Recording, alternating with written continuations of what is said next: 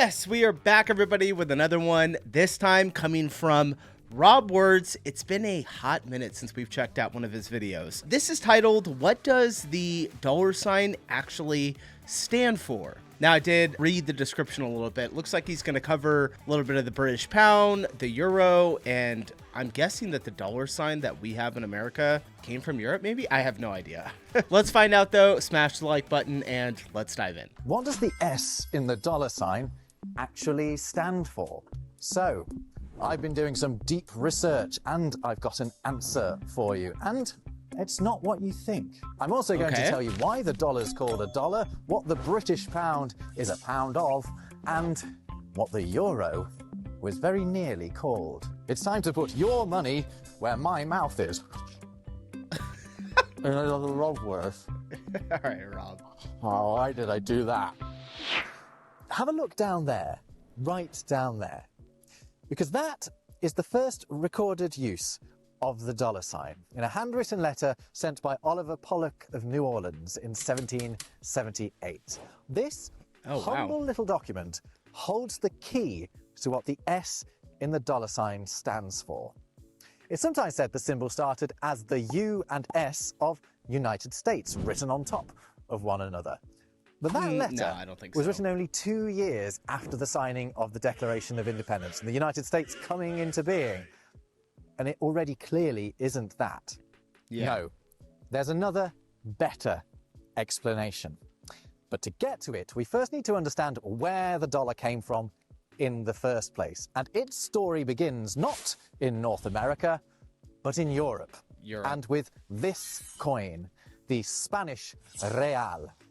This humble hunk of silver was the currency of 14th century Spain, a country with big ideas. Among those big ideas was producing a bigger version of this coin.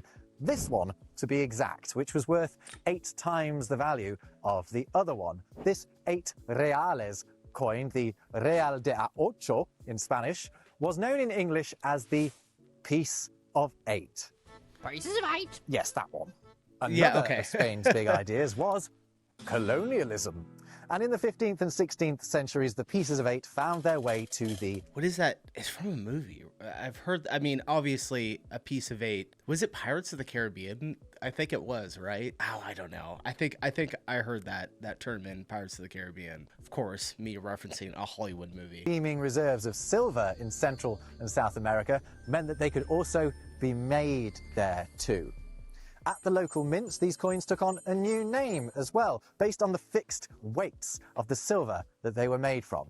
They became known as the peso, meaning unit of weight. These pesos slash pieces of 8 entered circulation across the Americas, and not just the Spanish-speaking parts either. British colonies in the Caribbean and North America were also using them because they were just such a reliable unit. You could even divide them up into 8 smaller units. So a quarter of one would be 2 bits. Does that sound familiar? Yeah. Meanwhile, in Europe, another coin of a similar value had also been gaining a foothold. It had first been struck at around the time that the Spanish first arrived in the Americas, but in the Bohemian Valley known by the German name Joachimsthal. In case you changed your mind, I got some fries.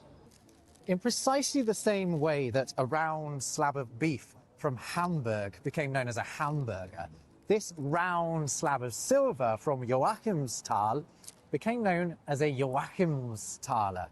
And in exactly the same way that a hamburger is sometimes just called a burger, a Joachimsthaler was sometimes just called a thaler. Now, can you see where this is going? Linguistic variations meant this thaler became known as a daalder in the Netherlands, a daler in parts of Scandinavia, and in the English-speaking world, a dollar. Before we continue, can I just point out That's wild. I had no idea. I love linguistics. We gotta check out more RobWords. I think we've done like 2 or 3 of his videos, but it's been a while. He's got the best research and information. Shout out. He's almost got 1 million followers too, you guys. Go show him some love. Extraordinary coincidence that this burger shop is on Joachimsthaler Street. What are the chances of that? by 1700, the thaler had been adapted to have almost exactly the same silver content as another coin that was competing for usage in Europe, the piece of 8, or peso. And so, to help differentiate between the two similarly valued coins, people started referring to the peso as the Spanish dollar. This Spanish dollar was the de facto currency of the Americas right up until the American Revolution. Though the English-speaking Americans were doing their accounting in British pounds, they were often holding in their hands Spanish coins. Really? That's why one of the first great acts of the independent United States was to ditch the British currency and coin, lol, their own. It would be based on the weight of an average Spanish dollar and would also be known as the dollar. That's right, the US dollar is named after the Spanish dollar. Not only that, though, its value is based on the Spanish dollar too, as you can see from this 1797 table equating the Spanish and federal US dollars. And what is the Spanish dollar known as in Spanish? As we've said, the peso. Now we're ready to tackle what that S in the dollar sign stands for. You see, a written abbreviation of the peso was this. Can you make out what that is? It's a P with a diddy little S. Yeah, you can see the S there. Okay. Peso. Above it, written in such a way that your pen need never leave the page. If you want to see it in use, here it is scrawled rather lazily, here, here, here, and here. But hold on a second. Haven't we seen this document before? Yes, we have. It's the one with the first known dollar sign on it. And if you do the maths on this paper, you'll also realize that this symbol and this symbol are referring to the same thing. They represent the same currency. What that dollar sign is, in fact, is a variation on the PS for peso sign. It is a P and an S combined. How did this stick? It's a lot clearer on this example from the same year. This is from a rather grim document about the sale of slaves in Puerto Rico, as they used to call it. Down here, we have two symbols side by side. They're the two that we have just been talking about. On the left is the PS peso sign, and on the right is the dollar sign. But do you see how it appears as though the S in the first sign has been sort of pulled down over the top of the P to give the second? Now you might be thinking, well, if they're the same thing, why put two together? Yeah. Well, because this is historically a common way of abbreviating a plural by writing the abbreviation twice. Have you ever noticed, for example, that the shorthand for pages is sometimes still PP? And that's what happens here. The first symbol makes clear we're talking in pesos, and the second one saves time on repeating it. These documents, unearthed 100 years ago by the Swiss-American mathematician Florian Cajori, make, I think, by far the most compelling case for where the US dollar sign came from.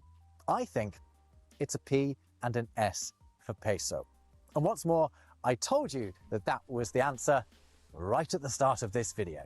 What does the S in the dollar sign actually stand for? So.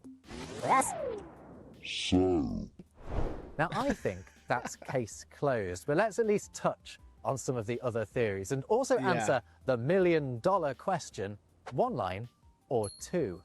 We'll do that in a sec. But first, if all of this talk of two, I'm like literally writing it on my table here. Like, do I put one or two? I always put two. Thalers and Spanish dollars has got you thinking about your own language learning goals, let me tell you what I've been up to. We got a sponsor? I've been having one-to-one Swedish lessons thanks to this video's sponsor, Preply. After answering a few questions, they introduced me to over 100 tutors whose teaching style matched my learning style because I need someone supportive, looks like motivational, and patient. Which is precisely what I found in my tutor, Andrea. We had a huge amount of fun just going through the basics. Good work. Learning with Preply is as easy as 1, 2, 3. 1, pick a tutor. They have over 100,000 of them teaching 90 languages.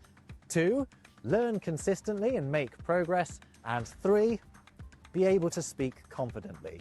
I'm just at the start of stage 2, but I know I'll make progress because I've been here before with French and German. You develop language skills quickly by actually speaking that language to other human beings. And that's what Preply gives you. One-to-one lessons might have to check out Preply. with real tutors. Try it out and find that special tutor who's finally going to get you speaking that second language. And be sure to use my special link in the description of this video, which will give you a juicy 50% discount off your first lesson with Preply. Now, did you notice anything about those first written examples of the dollar sign? They were both with a single line down the middle. However, the first printed example of the dollar sign appears in this beautiful book, Chauncey Lee's American Accomptant from 1797. It's the same book that had the table equating the Spanish and US dollars that I showed you earlier. It's a book about arithmetic, and inside it abbreviates the dollar like this. Look, all right, 2 bars. So by the close of the 18th century, the 1 bar and 2 bar dollar symbols are both in use, and they have been ever since. The 1 bar dollar is the one that you'll find on your keyboards nowadays, but anyone who grew up in the 20th century will remember that the double dashed dollar used to be a lot more common, at least it felt like it was. Yeah, and the existence of the 2-line dollar is responsible for many of the alternative theories about the origins of the symbol in the first place, not least the U superimposed onto an S hypothesis. Although I ask you, why would the U turn into 2 lines? It's actually quicker to write it as a single stroke. There's also the theory that the dollar sign is based upon the Pillars of Hercules, what the Spanish call the 2 jutting out bits of land that form the entrance to the Mediterranean. They appear either side of the coat of arms on the Spanish flag, but also, more importantly, they appear on the old Spanish dollar. I like that idea. It's elegant and relevant and does a good job of explaining the 2 lines, but not a very good job of explaining the S. However, if we just zoom in on one of those pillars, the one on the right, isn't that ribbon doing something interesting? Isn't it wrapped around that pillar in such a way that it actually looks a bit like an S?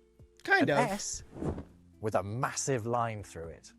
Okay, I'm actually starting to lean in the direction of that theory. If the early users didn't point to the P and the S hypothesis, I'd be going for the pillars idea. But Dr. Kai... The pillars idea is actually pretty good because the 2 pillars, it's actually very esoteric. It goes back thousands of years. It would make sense that the US government would implement that, especially with everything that they do. Like the Masonic... let's not get in. I don't want to get into it. Right? Aori says in his book, no commercial account books or letters have been found which give even the slightest support to this view of the origin of our dollar mark. I'm guessing he would have also disapproved of the theory it's based on the motif on this coin. It's called the Pesttaler or plague dollar, minted from silver from Joachimsthal to commemorate the end of the plague that ravaged Europe in the 1600s. Does the snake on the cross look a bit like an S with a line through it to you? And it sort of does. But kind of. Why would Not really. a limited edition coin produced thousands of miles away have inspired the symbol of a currency in the Americas? It probably wouldn't have. The peso hypothesis, to my mind, trumps all the others. The 2-line variation might just simply be because the P is written with a down and then an upstroke. As for which version is more correct, 1 bar or 2, well, maybe you should look at the American currency itself for answers. How is it written on the dollar bill? Oh, hold on. It's not on there. It's not on there. How about on the 2? No? On the 5? The 10? The 20? Any of them? It turns out, no. The dollar sign does not feature on any US banknotes. How's I that like the for a two-pillar revelation? idea. Dollar is always written out as a full word. And an even greater revelation is that it doesn't appear on any American coins either. Nor does it appear on any Canadian banknotes or coins, nor on Australian banknotes, nor on Singaporean dollars, nor on Hong Kong dollars. What's that all about? It is Yeah. nevertheless clear from the websites of the respective mints for those countries that the single line dollar is winning the war. Okay, I think we've dived deeply enough into the dollar. Now let's look at a currency with a similar double or single dash dilemma, the British pound. Here we go. It is not a coincidence that there is a measurement called a pound and a currency called a pound. The British pound takes its name. I feel like I remember learning about this. The British pound. Oh gosh, what was it? It was.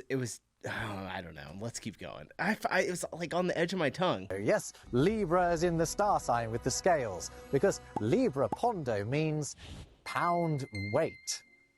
We've already seen it's not unusual for a coin to be named after the fact it represents a fixed measurement. Remember the peso? Well, shekel also means simply weight. Meanwhile, the old Greek currency, the drachma, meant a handful. Ditto the dirham used in the UAE and Morocco, which comes from the same source as drachma, as does the Armenian dram, which is related to the whiskey measurement, the dram.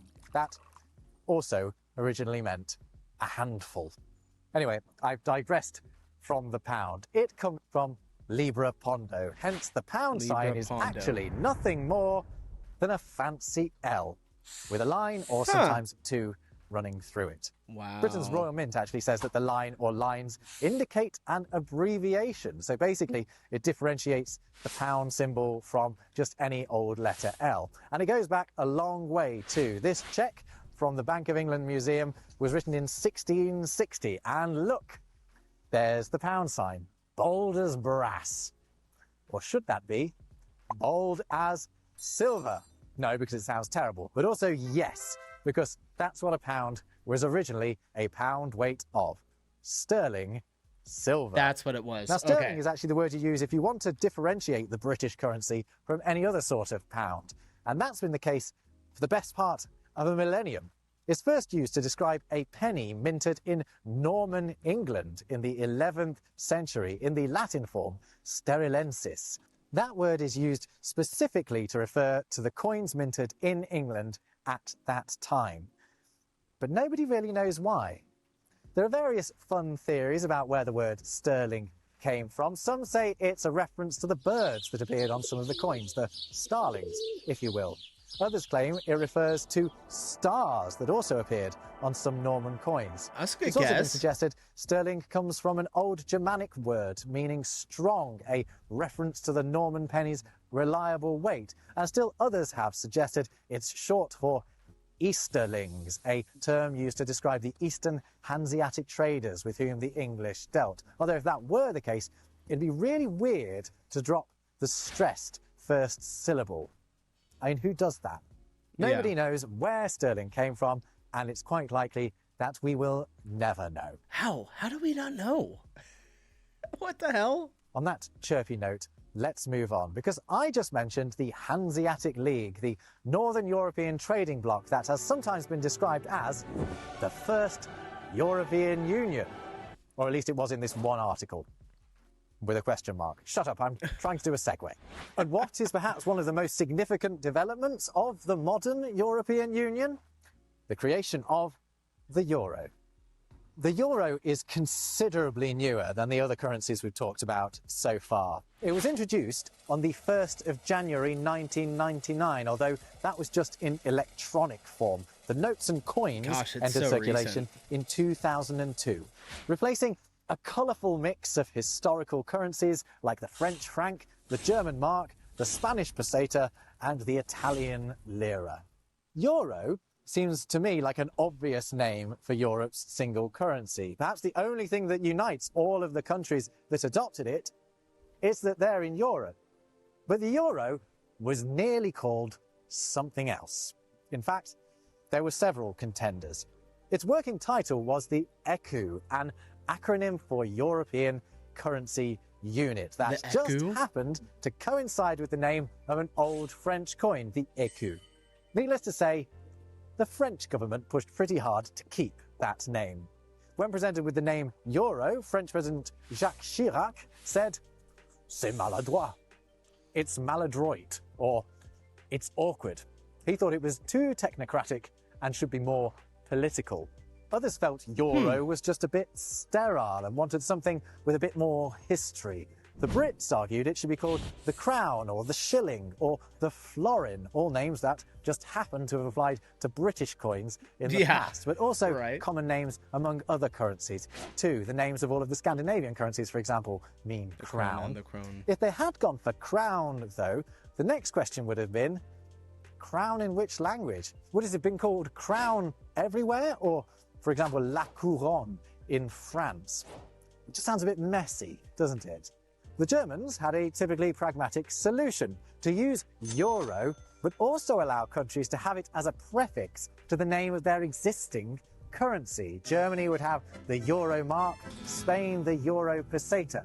The second part of that plan failed to get off the ground, but in December 1995, the issue was settled.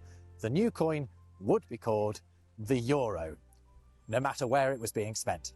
Credit for coming up with the name euro is sometimes given to an Esperantist named Germain Pirlo. Here's a letter from the European Commission thanking him for the suggestion. But surely that name was always going to be in the mix, given that euro appears, insofar as I know, the name for Europe in all of the EU languages. The announcement of the winning name was generally met with disappointment. The Times, the London... Yeah, how do you have that many countries like all agree on the name of the currency? I'm sure there was probably a little bit of pushback. Described euro as a name nobody really liked and whose main virtue is that it was not too French for the Germans.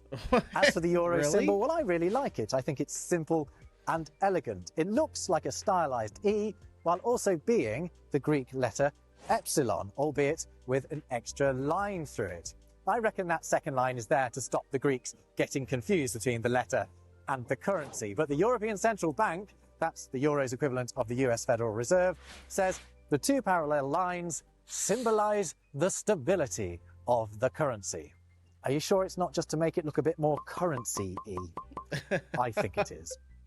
And with that, I think you've had your money's worth. If you enjoyed this video, I think you'd like... Great video, great video. You guys know I've said this 1,000 times. When I am not talking too much, it's because I'm just like really interested. And the way that he puts together like his research and finding all of this information, just kudos to Rob. That's absolutely amazing. I feel like I learned quite a bit. It's wild because the dollar sign, especially for me, is something that I use on a daily basis and never really thought about what, I mean, it's crossed my mind before where I was wondering where the hell it came from. Euro makes a lot more sense. The pound, I'm not even sure we got clarification on exactly where the US dollar sign came from. But all right, I'm getting out of here. Appreciate you guys watching. Hopefully you enjoyed the video. Shout out to Rob. Love what he does. Go check him out, and I will see you guys in the next one. Peace.